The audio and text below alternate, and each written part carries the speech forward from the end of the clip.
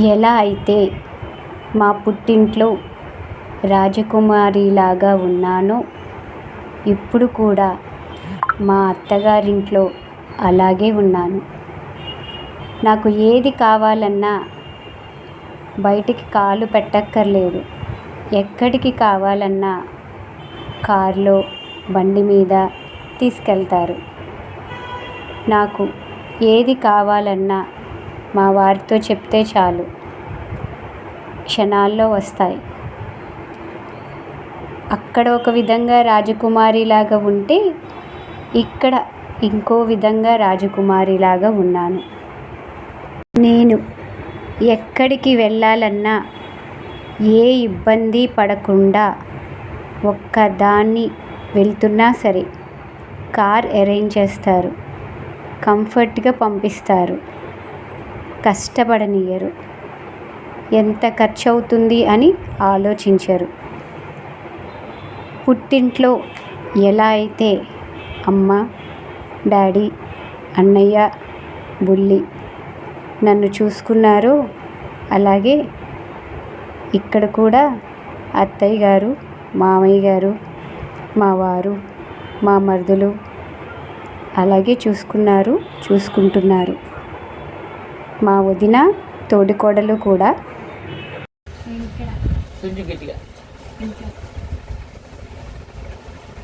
పేరుకు తగ్గట్టు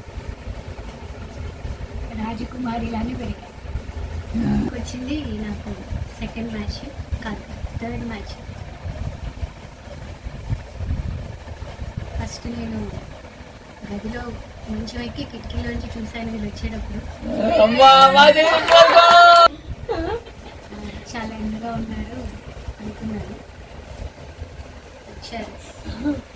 ఇప్పుడు పరిచయం ఏమీ లేదు కాబట్టి ఫేస్ టు ఫేస్ మాట్లాడేస్తాం. పరిచయం పెరిగింది అనుకోండి, మన మీద ఒక ఎక్స్పెక్టేషన్స్ ఉంటాయి. వాళ్ళు పరిచయం లేదు కాబట్టి నేనంటే ఏంటో, నేను చేసే జాబ్ ఏంటో, నా ఆలోచనలు ఏంటో వాళ్ళు అడిగిన వాటికి అస్సలు భయం అనేది లేకుండా చెప్తాను. వారు మాత్రం చాలా సెన్సిటివ్. వీళ్ళు నేను ఎంత ఫ్రీగా ఉన్నానో ఆయన అంత ఎక్కడ వాట్సాప్ దగ్గర మాట్లాడుతున్నారు. పైనుంచి చూసారు. మమ్మల్ని అంత దేనిగా పెంచారు.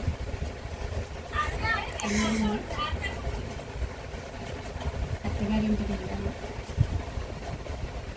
ఇంత ఇక్కడ మదురైలో పెరిగినా ఒక ఇంటికి వెళ్ళాక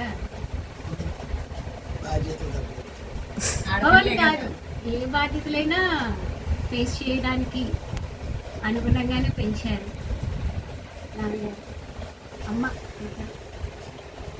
నేను ఇక్కడ చెప్పాలంటే అసలు మామూలు ఆడపిల్ల పనులు చేసేదాన్ని కాదు. జాబ్కి వెళ్తాను, రావద్దు, అన్నీ చెల్లె చేసేది.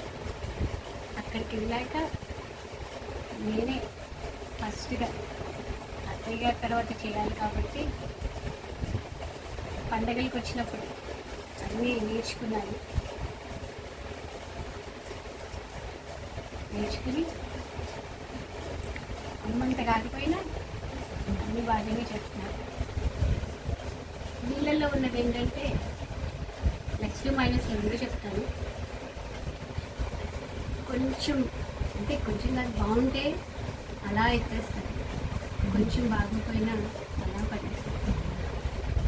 వాళ్ళ ఫ్యామిలీలు అందరూ అంతే. నాకు అదే చాలా ఫీల్ అయ్యేది. పడేస్తారంటే నేను పడేస్తాను అనుకుంటున్నారు అందరూ.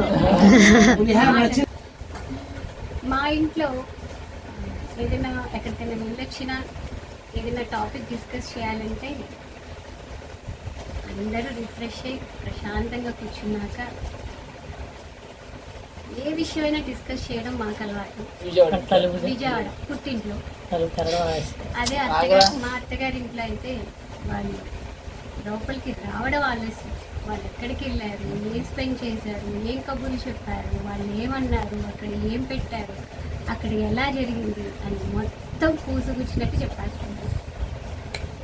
అక్కడికి ఇక్కడికి చాలా వేరియేషన్ ఉంది.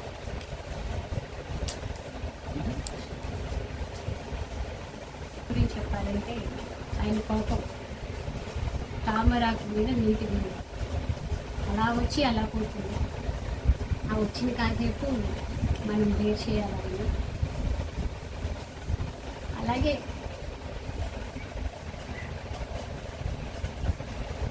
ప్రేమ చూపించడంలో అయిన తర్వాత దాంట్లో 1% కూడా నేను చూపిస్తానో లేదో నాకు తెలియదు. ఇప్పటివరకు ఎన్ని సర్ప్రైజ్ చేశారు, నా కోసం ఎంత చేశారు అందరికీ తెలుసు. కవితలు రాస్తారు, గిఫ్ట్లు ఇస్తారు.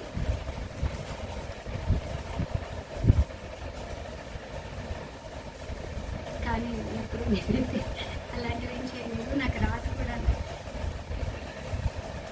నాకు వచ్చిందల్లా వాళ్ళందరినీ హ్యాపీగా చూసుకోవాలి. సపోర్ట్ చేశారు చాలా విషయాలు.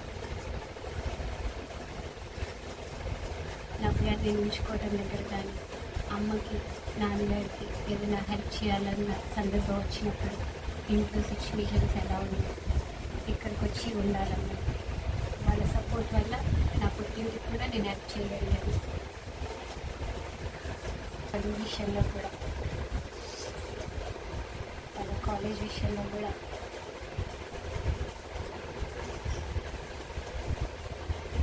నాకన్నా ఎక్కువ ఆయనే చూసుకుంటారు. వాళ్ళకి ఏం కావాలి, ఎలా ఉండాలి. ఒక్కో సందర్భంలో అనిపించేది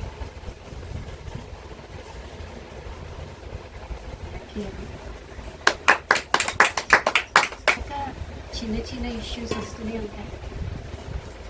అది తల్లి కూతుర్లకైనా వస్తాయి, తండ్రి కూతుర్లకైనా వస్తాయి, అన్న చెల్లెలకైనా వస్తాయి, అక్క చెల్లెలకైనా వస్తాయి. అలాగే అత్తయ్య గారికి నాకు మధ్యన వస్తాయి, మావయ్య గారికి నాకు మధ్యన వస్తాయి, మా వారికి నాకు మధ్య వస్తాయి. ఎన్ని వచ్చినా అది మన ఫ్యామిలీ అనుకున్నప్పుడు వాటిని ఫేస్ చేస్తాం. అలాగే చిన్న చిన్న గొడవలు ఉంటేనే బాగుంటుంది ఫ్యామిలీ అనేది.